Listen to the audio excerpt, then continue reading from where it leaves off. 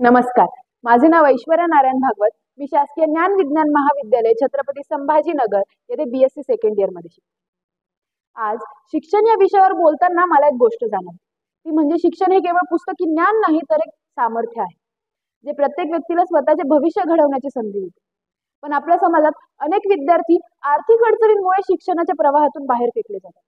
अशा वेळी केंद्र आणि राज्य सरकारच्या विविध शिष्यवृत्ती योजना या त्यांसाठी केवळ आर्थिक मदत नसून एक नवीन दिशा ठरतात.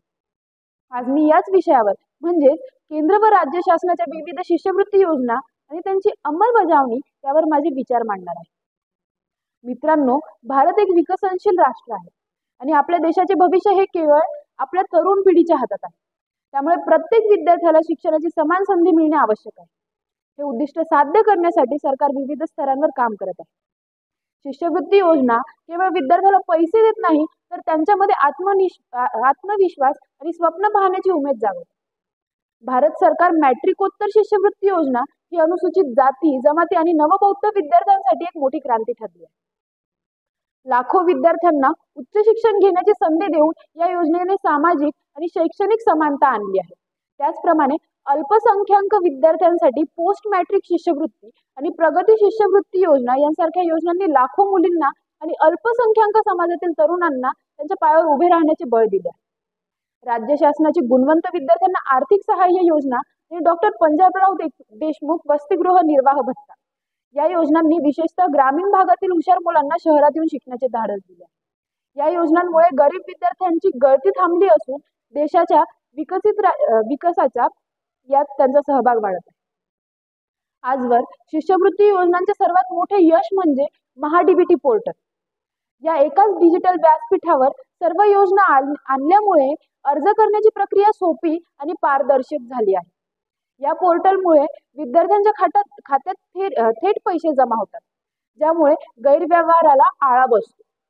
भविष्यातही डिजिटल क्रांतीमुळे शिष्यवृत्ती योजना अधिक प्रभावी आणि लोकभिमुख होतील. नवीन शैक्षणिक धोरण NEP 2020 नुसार सरकार आर्थिकदृष्ट्या मागासलेल्या विद्यार्थ्यांना विशेष तरतुदी करत आहे, ज्यामुळे शिष्यवृत्तीचे कार्यक्षेत्र आणि व्याप्ती अधिक वाढेल. या योजना तात्पुरत्या नसून शिक्षणाचा अधिकार प्रत्येकाला मिळावा या दीर्घकालीन उद्दिष्टासाठी त्या तयार करण्यात आल्या. त्यामुळे जोपर्यंत समाजात आर्थिक असमानता आहे तोपर्यंत या योजना कार्यरत राहतील अशी अपेक्षा. शिष्यवृत्ती योजनांचे फायदे केवळ आर्थिक नाही तर ते सामाजिक आणि वैयक्तिकही आहेत. शिष्यवृत्तीमुळे विद्यार्थ्यांचा अभ्यासक्रम पूर्ण होतो. त्यांना फी, पुस्तके, वसतिगृहाचा खर्च आणि इतर शैक्षणिक गरजांसाठी आर्थिक आधार मिळतो. त्यामुळे त्यांना फक्त शिक्षणावर लक्ष केंद्रित करते. या योजनेमुळे समाजातील आर्थिक आणि सामाजिक विषमतेची दरी कमी होते. सर्व स्तरांवरील विद्यार्थ्यांना शिक्षणात सहभाग वाढतो आणि समाजात समानता प्रस्थापित होते. शिष्यवृत्तीमुळे विद्यार्थ्यांमध्ये आत्मविश्वास निर्माण होतो. त्यांना स्वतःच्या पायावर उभे राहण्याची प्रेरणा मिळते आणि ते देशाच्या प्रगतीमध्ये योगदान देण्यासाठी सक्षम बनतात. एक हुशार विद्यार्थ्याला मदत करणे म्हणजे केवळ एका व्यक्तीला मदत करणे नाही तर एका कुटुंबाला आणि पर्यायाने एका समाजाला समृद्ध करणे. मित्रांनो, शिष्यवृत्ती हे केवळ सरकारची योजना नाही तर एक सामाजिक गुंतवणूक आहे.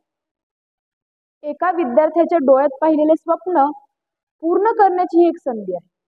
हे भाषण संपवताना मला एकच सांगायचे आहे की जोपर्यंत एकही विद्यार्थी आर्थिक अडचणींमुळे शिक्षणापासून वंचित आहे तोपर्यंत आपले कार्य पूर्ण झालेले नाही.